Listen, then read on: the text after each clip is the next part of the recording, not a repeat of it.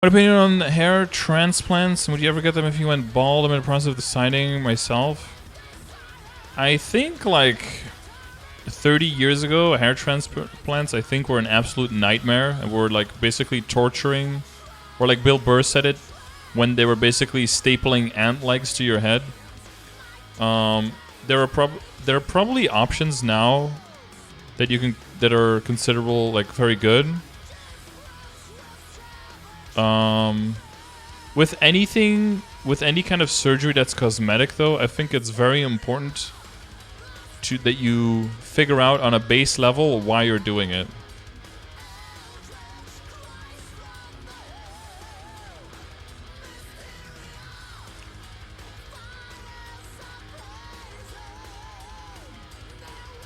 Because there's a lot of...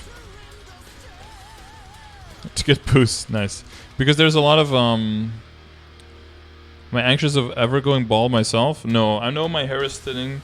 Like, I know my hair is thinning a little bit up here. Look, if I go through it like this, you can see here it's well, right now here it's like squished because of the headset, so it looks even more thin there, right?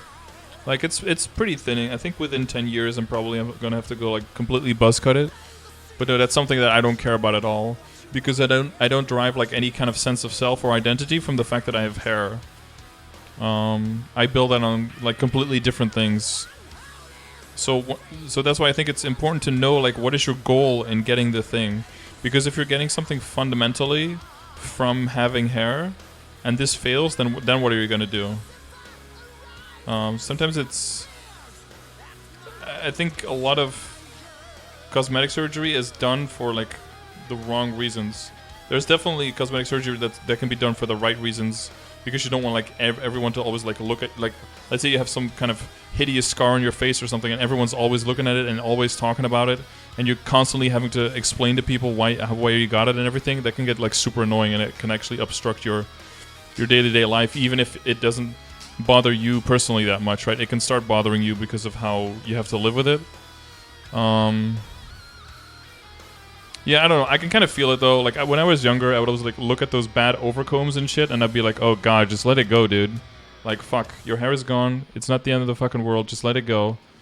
I mean, your hair already let go. Now you just have to let go of your hair, I guess. But I mean, the older I get, I kind of get it, because it's...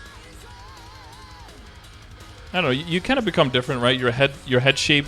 Some people's head shape doesn't really look good bald. That could be something, right? That you feel really uncomfortable with a bald head just because it doesn't look good. That could be something, right? Yeah, that could be. I think that could be a decent reason. Like if it gives you a lot of stress personally, like borderline body dysphoria, something like that. Like very mild level of that, maybe. Then I think there could be a legitimate reason. But I feel like you probably want to try to have a certain level of contentment with how you look in general, regardless of what you're doing with, you know. You have like a crooked tooth, or you have like a lazy eye, or, you know, everyone's got like something.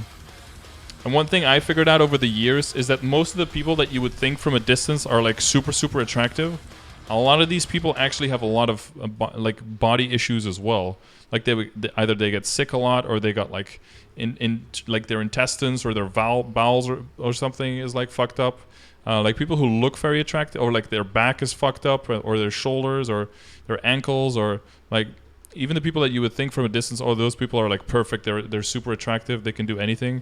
A lot of those people tend to have a lot of like physical flaws as well that you just don't see like on the surface, but it could be right underneath. Because I've known like a lot of girls that were like very, very attractive, but then when you get to know them and you talk about them like in their day-to-day, they've got like a lot of issues with just like with physical stuff as well. Oh, that's your girlfriend? Yeah.